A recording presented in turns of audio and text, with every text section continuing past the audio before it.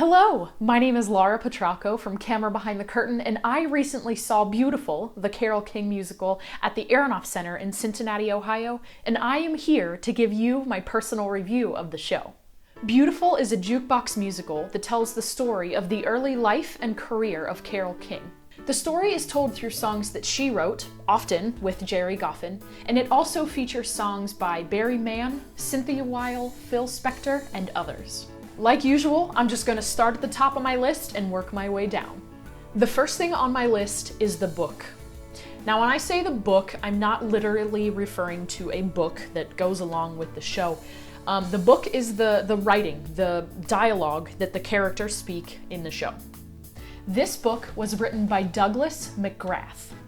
Douglas wrote in so many one-liner jokes for pretty much the principal characters, and it kept the mood so light and fun.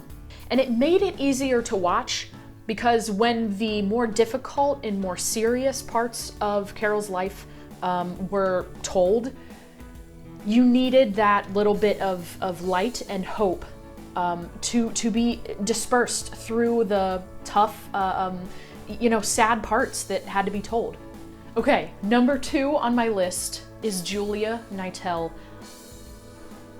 Julia Knitel deserves every award imaginable for her performance as Carole King. Her portrayal of Carole was so believable. She played Carole with the perfect amount of nerdy, yet confident. I mentioned before that there were a lot of one-liners in the show, and Julia had perfect timing with her one-liners. I didn't realize that Carole was going to be such a funny character, but she was. Carole King met quite a few people in her life, and through the show, you realize that Gerry Goffin, Barry Mann, and Cynthia Weil were the main 3 people that she interacted with. And Julia had the impressive ability, to have chemistry with each one of those 3 characters, and the chemistry was all different for all of them. It was so impressive to me. So here's a little tidbit for you. I saw this on Cincinnati.com, so I cannot take credit for this. Before the show, on Tuesday, March 2nd, which was their opening night in Cincinnati, Julia Knitel got 2nd-degree burns on her right hand, and she had to be rushed to Christ Hospital. They dressed it up and got it ready to go. Well, before the show, she decided to take those dressings off and put, smaller bandages on there. And she popped a Motrin and continued with the show. She did the show. Mind you, Carole plays the piano like 90% of the show. Plays the piano. And I have another fun fact for you. I was able to meet Ben Fankhauser, who plays Barry Mann, at the stage door after the show, and I asked him, I said, "Are you guys actually playing those instruments? I could not figure it out."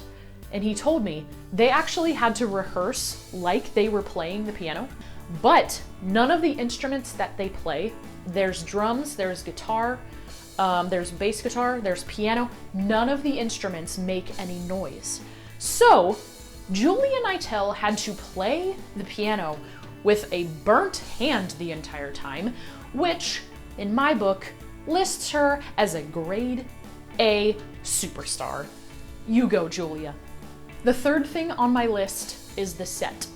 I would say like 95% of the set pieces were on tracks and would come on stage with no one pushing them, no one doing anything. I mean, stairs would come in, big walls of lights would come in, pianos, couches, desks, everything would come in by itself, which I really liked. It was very refreshing to see these set pieces come on, and it added to the magic of it. So I really liked that part of it. I also noticed at the beginning of the show, Carole plays her first song on this old-looking piano.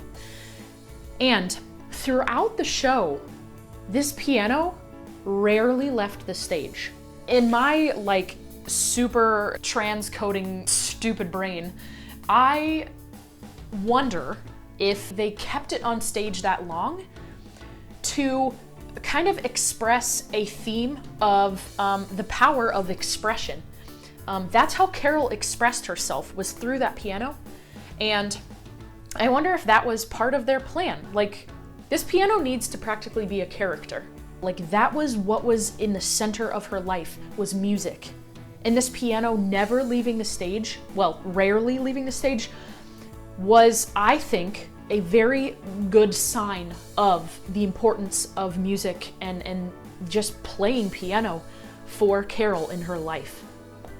I have two more random thoughts for you that I just have to share. The first is the way that the principal characters aged throughout the show. The show starts when Carol is 16, I believe, and she goes through like an adult life as well.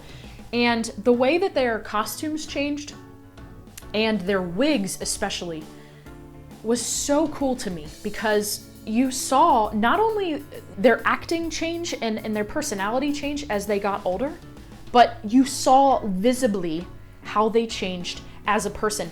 The second random thing that I wanted to talk about was the audience mooing. And you said, mooing? Yes, let me explain. For example, when Julia started playing It's Too Late, Carol's song, the audience, you could tell that the audience knew the song just from like the first 3 chords that she played. And they loved the song because it was like, oh, I love this song. When you have an entire Aronoff Center of people doing that, it's so loud, and it kind of made me chuckle, and it was just so cool. So if you're at the show, be listening for the people around you mooing, because it is fantastic. All right, that is all that I have for you this time. I hope you enjoyed my review of Beautiful, the Carole King musical tour from Cincinnati, Ohio. I want to give a special thanks to Broadway in Cincinnati for inviting me to see this show. Trust me when I say you need to get your tickets to this show. Do not miss it. They are in town until 14th, and you can get tickets at the Aronoff's website. I will have a link to the Aronoff's website down in the description box, so check it out and get your tickets before they leave town. Thank you so much for watching, and I'll see you soon for another Broadway in Cincinnati review.